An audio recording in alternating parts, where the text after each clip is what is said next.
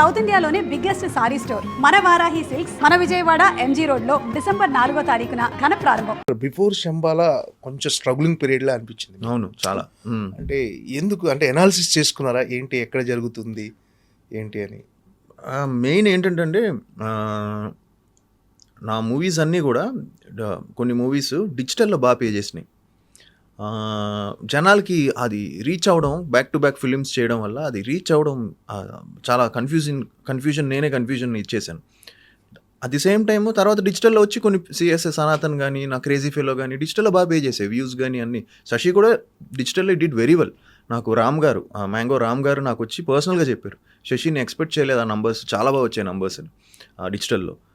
థియేటర్లో కొడితేనే కదా, డిజిటల్లో చూసేది పక్కన పెడితే థియేటర్లో కొట్టాలి. So at the same time ఏమైందంటే కొంచెం సినిమాకి కొన్ని కాంప్రమైజ్ అయిపోవడము, క్యాస్టింగ్ కాంప్రమైజ్ అయిపోవడం, ఆ కథకి కావాల్సిన ఇది కొన్ని ఉంటాయి కదా ఫ్యాక్టర్స్, అక్కడ మిస్ అవ్వడం, మేకింగ్లో కొంచెం ఇది మిస్ అవ్వడం, ఇవన్నీ అయ్యాయి because due to budget restrictions.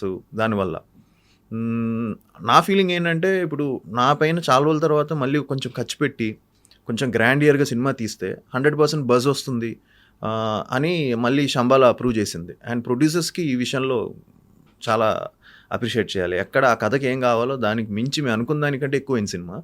దానివల్ల ఈరోజు ఆ ట్రైలర్ కూర్చుంది, కరెక్ట్గా ల్యాండ్ అయింది. అప్పుడైతే ఆ ట్రైలర్ పర్ఫెక్ట్గా ల్యాండ్ అయిందో ఇదేదో ఆది మళ్ళీ మంచి సినిమాతో వస్తున్నాడు అనే క్యూరియాసిటీ ఇదైంది.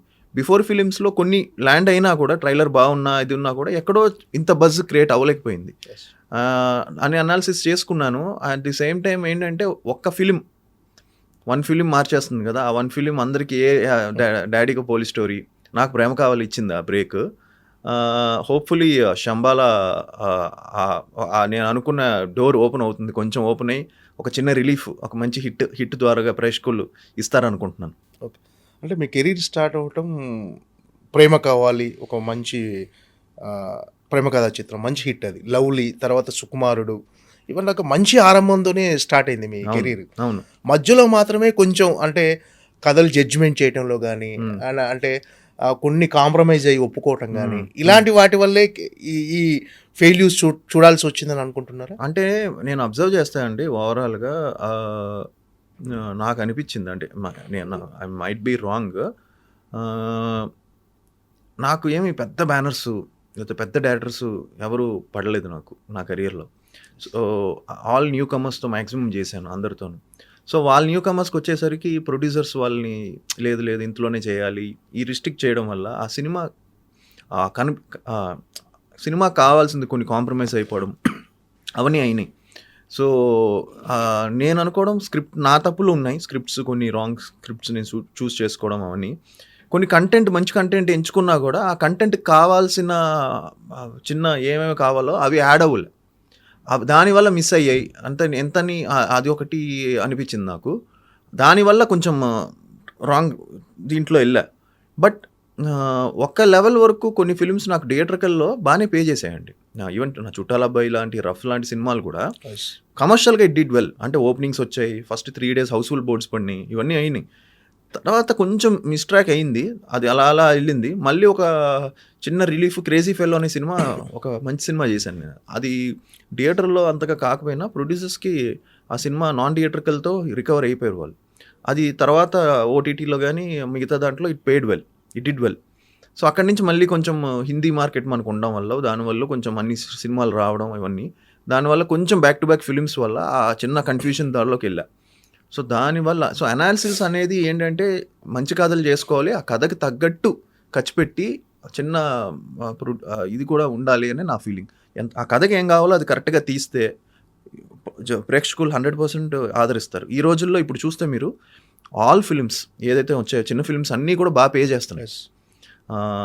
మన లిటిల్ హార్ట్స్ కానీ, రాజు వెడ్స్ రాంబాయ్ కానీ అది ఏం పెద్ద ప్రొడక్షన్ వాల్యూస్ ఏం లేవు. బట్ ఆ కథ కొత్తగా ఒక ప్రజెంటేషను కొత్త విధంగా తీశారు, దానివల్ల చూస్తున్నారు. సో అది మళ్ళీ ఇప్పుడు ఏంటంటే 2 years బ్యాక్ చిన్న సినిమాలు చాలా టెన్షన్ ఉన్నాయి, అసలు చిన్న సినిమాలు థియేటర్కి రావడం మానేశారు అన్నారు. అలాంటిది ఈరోజు ఫిలిమ్స్కి చిన్న సినిమాలైనా కంటెంట్ ఉంటే హీరో ఎవరైనా సరే ప్రేక్షకులు ఆదరిస్తున్నారు అని మళ్ళీ ప్రూవ్ చేసుకున్నారు ఈ ఇయర్ కొన్ని ఫిలిమ్స్తో. దాంట్లో మళ్ళీ ఎంకరేజింగ్ సైన్. నాకు కూడా చాలామంది ఫోన్ చేసి ఇది మంచి టైము, ఇప్పుడు ప్రాపర్ కంటెంట్తో మీరు వస్తే సినిమా తప్పకుండా కొడతారు అని చెప్పడంతో కొంచెం అందరికీ ఒక మంచి హోప్ వచ్చింది. సార్ ఏం సార్ అంటే ఇంతకు ముందు అంటే మీరు 3 ఇయర్స్ ముందు కరోనాకు ముందు పోల్చుకుంటే ఇప్పుడు కరోనా ఆఫ్టర్ కరోనా తర్వాత ఆడియన్స్ మైండ్ సెట్ మారింది. మీరు అన్నట్టుగా కంటెంట్ ఉంటే చిన్న సినిమాలు కూడా రిసీవ్ చేసుకుంటున్నారు. సో ఈ ట్రెండ్ అనే దానికి మెయిన్ రీజన్ దేనికి అనుకుంటున్నారు అంటే ఇంతకు ముందు పెద్ద హీరోలు ఒక కమర్షియల్ వాల్యూస్ ఉన్న సినిమాలే చూసేవాళ్ళు. ఇప్పుడు మాత్రం ఒక రూటెడ్ స్టోరీస్ని బాగా ఇష్టపడుతున్నారు. సో ఈ ట్రెండ్కి కారణం ఏంటి అనుకుంటున్నారు మీరు? జనాలు ఎక్కువ ఓటీటీకి అలవాటు పడడం, మలయాళం సినిమాలు చూడడం, డిఫరెంట్ ఫిల్మ్స్ చూడడం అన్నీ చాలా ఈజీ అయిపోయింది కదా. సో వాళ్ళు కూడా హీరో ఇప్పుడు మలయాళంలో చాలా మంచి సినిమాలు వస్తున్నాయి, మనం హీరో ఎవరో కూడా తెలియదు, బట్ మన సబ్ టైటిల్స్లో చూసేస్తున్నాం చాలా ఇంట్రెస్టింగ్గా ఉందని. అలానే మన ఒక యానిమేషన్ ఫిలిం వచ్చింది నరసింహ, అది అసలు మొత్తం యానిమేషన్, కానీ అది 100 crores ఓన్లీ హిందీలో 100 crores గ్రాస్ చేసింది, ఆల్మోస్ట్ 250 crores గ్రాస్ చేసింది సినిమా, ఆల్ లాంగ్వేజెస్. అది మనం జస్ట్ యానిమేషన్ ఒక ఎమోషన్ బట్టి దేవుడి మీద సినిమా చేస్తే చూశారు జనం. సో ప్రేక్షకులకి ఏంటంటే ఈ రోజుల్లో కంటెంట్ బాగుంటే, సినిమా టాక్ బాగుంటే వెళ్ళిపోతున్నారు థియేటర్కి. కానీ దాని కరెక్ట్గా బిఫోర్ రిలీజ్ బజ్ క్రియేట్ అవ్వాలి. బజ్ క్రియేట్ అవ్వకపోతే కష్టం మళ్ళీ. సో నేను అనుకోవడం ఏంటంటే ఇప్పుడు అలా జనాలు ఏంటంటే హీరో అవి ఏం చూడట్లేదు. ఆబ్వియస్లీ పెద్ద సినిమాలు వాళ్ళ ఫ్యాన్స్ వాళ్ళు ఫస్ట్ డే వచ్చేస్తారు కాబట్టి వాళ్ళకి ప్రాబ్లం లేదు, వాళ్ళకి జస్ట్ సినిమా బాగా తీసుకుంటే చాలు. బట్ చిన్న సినిమాలకి ఏంటంటే సినిమాకి అటెన్షన్ రావాలి, ఈ సినిమా ఏదో కొట్టబోతుంది అనే ఒక అటెన్షన్ మనకు ముందే గ్రహిస్తున్నారు జనాలు. ఓకే ఈ సినిమా ఏదో వస్తుంది, ఈ సినిమాలో ఏదో ఉంది, ఈ సినిమా మనం చూద్దాం, టాక్ తెలుసుకొని సినిమా బాగుందంటే వెళ్ళిపోతున్నారు. సో ఇప్పుడు ప్రేక్షకులు చాలా ఇంటెలిజెంట్ అయిపోయారు. జస్ట్ పోస్టర్ వేస్తానో లేకపోతే ఏం చేస్తానో రావట్లేదు, సినిమాకి బాగా పబ్లిసిటీ చేయాలి, అది సేమ్ టైం ఆ సినిమా ఇంట్రెస్ట్ క్రియేట్ చేయాలి జనాలకి. చేస్తే 100% వస్తున్నారు, చూస్తున్నారు, ఎంకరేజ్ చేస్తున్నారు. ఈ నరసింహతారణ సినిమా ఈ రోజు ఆస్కార్ కూడా నామినేట్ చూసాను, యానిమేషన్ కేటగిరీ, ఎక్స్ట్రాడినరీ సినిమా. అంటే మీ సినిమాల్లో చాలా అంటే మీడియం రేంజ్ బడ్జెట్లు ఉంటాయి. బిఫోర్ రిలీజ్ కానీ ఆఫ్టర్ రిలీజ్ కానీ అది సినిమా థియేటర్కి ఆడకపోయినా టోటల్గా సేఫ్ ప్రాజెక్ట్. కాకపోతే ఆ సేఫ్ ప్రాజెక్ట్ అనే ఆ వర్డ్ బయటికి ప్రొజెక్ట్ అవ్వకపోవటం వల్ల మీ కెరీర్లో అదొక ఫెయిల్యూర్గా నిలుస్తుంది అనుకో. సో అది ఎప్పుడైనా గమనించారా మీరు? అంటే మీరు అన్నట్టు కొన్ని సినిమాలు బ్రేక్ ఈవెన్ అవుతున్నాయి, అవును, బిఫోర్ రిలీజ్ కానీ ఆఫ్టర్ రిలీజ్ కానీ ఆ ప్రొడ్యూసర్ సేఫ్ అవుతున్నాడు మీకు పెట్టిన బడ్జెట్. బట్ ఏంటంటే అదొక థియేటర్కి ఆడకపోవటం వల్ల అది ఫెయిల్యూర్ అని ఒక ముద్ర పడిపోతుంది. సో దీన్ని నుంచి ఓవర్కమ్ చేసే అవకాశం ఏమైనా ఉందా? దీన్ని ఎలా అంటే జనాలకు ఎలా ఫోకస్ చేయాలి, ఎలా ప్రొజెక్ట్ చేయాలనుకుంటున్నా? అదే నేను బయటికి వచ్చి మాట్లాడకపోవడం వల్ల లేకపోతే దేనివల్ల చిన్న కన్ఫ్యూజన్ క్రియేట్ అయింది. బేసిక్గా అలా తీసుకుంటే అండి, ఇప్పుడు ఏ ప్రొడ్యూసర్ కూడా నాతో ఏమీ ఇది లేకపోతే ఏ ప్రొడ్యూసర్ వచ్చి నాతో సినిమా చేయడు. మార్కెట్ లేదు, సినిమా చేయకూడదని అంటారు. ఇప్పుడు వచ్చి చేస్తున్నారంటే అక్కడ వాళ్ళకి ఏదో ఒక ప్రాఫిట్ ఎక్కడి నుంచో చూస్తున్నారు వాళ్ళు. సో అందుకే ఏమైపోయిందంటే థియేటర్లో కన్వర్ట్ అవ్వట్లా. ఎప్పుడైతే థియేటర్లో కన్వర్ట్ అవ్వకపోతే జనాలు ఏమనుకుంటున్నారంటే థియేటర్లో ఆడలేదు కదా సినిమా అని. కానీ వాళ్ళకి తెలియని విషయం ఏంటంటే హిందీ ద్వారానో డిజిటల్ ద్వారానో వచ్చేస్తుంది వాళ్ళకి, వాళ్ళు సేఫ్ అయిపోతున్నారు. కానీ నాకు ప్లస్ అవ్వట్లా, ఆ సినిమా నాకు ప్లస్ అవ్వట్లా. శంబాలాకి వచ్చేసరికి శంబాలా సినిమా నాకు ఇంత మార్కెట్ ఉంటే దాని మించి ఇంత పెట్టి తీశారు ప్రొడ్యూసర్స్. సో దానివల్ల శంబాలా కొంచెం ఆ ట్రైలర్కి కానీ ఆ సినిమా దీనికి కానీ ఒక బజ్ క్రియేట్ అయింది, మంచి ఒక పాజిటివ్ సినిమా. ఒక ట్రైలర్ చూస్తే కూడా ఒక చిన్న గ్రాండియర్ కనబడుతుంది మీకు. సో ఈ సినిమా ఏంటంటే నాకుండే మార్కెట్ని మించి ప్రొడ్యూసర్స్ డేర్ చేశారు కాబట్టి ప్యాషనేట్తో తీసాం సినిమాని, ఎక్కడ కాంప్రమైజ్ అవ్వలేదు. సినిమా మొత్తం మేము ఆర్ఎఫ్సీలో షూట్ చేసాం, కంప్లీట్ ఆ శంబాలా విలేజ్ అదంతా క్రియేట్ చేసాం మేము.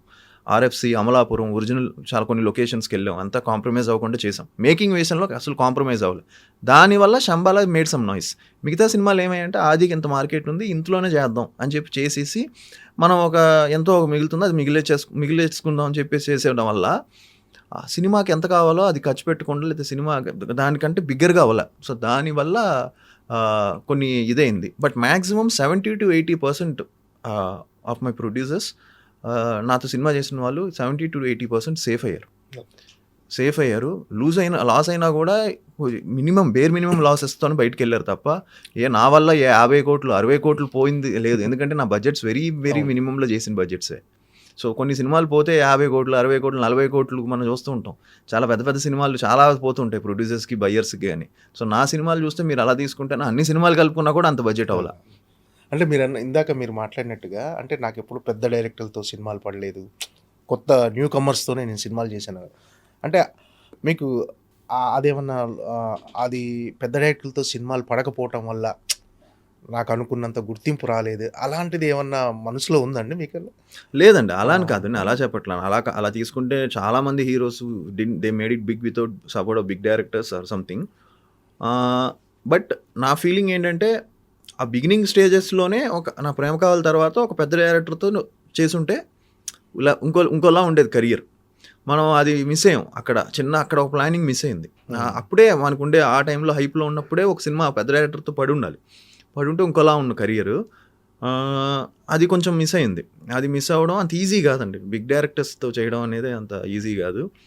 అండ్ బిగ్ ప్రొడక్షన్ హౌసెస్‌తో కూడా చేయడం అంత ఈజీ కాదు. సో, హోప్‌ఫుల్లీ మనకి అంటూ ఒక థియేట్రికల్ మార్కెట్ క్రియేట్ అయ్యి మనకి ఒక సక్సెస్ వస్తే 100% నెక్స్ట్ నుంచి కొంచెం ప్లాన్ చేసుకొని ప్రాపర్‌గా చేసుకోవాలి. ఎందుకంటే ఇంకా చేసిన మిస్టేక్స్ మళ్ళీ చేయకూడదు. ఎందుకంటే ఇంత కష్టపడాం 14 ఇయర్స్ అయిపోయింది ఇండస్ట్రీకి వచ్చి. ఇప్పుడు మళ్ళీ ఒక హిట్ పడితే మళ్ళీ మనం చేసిన మిస్టేక్స్ మళ్ళీ చేస్తే ఇంకా మనల్ని ప్రేక్షకులు క్షమించరు.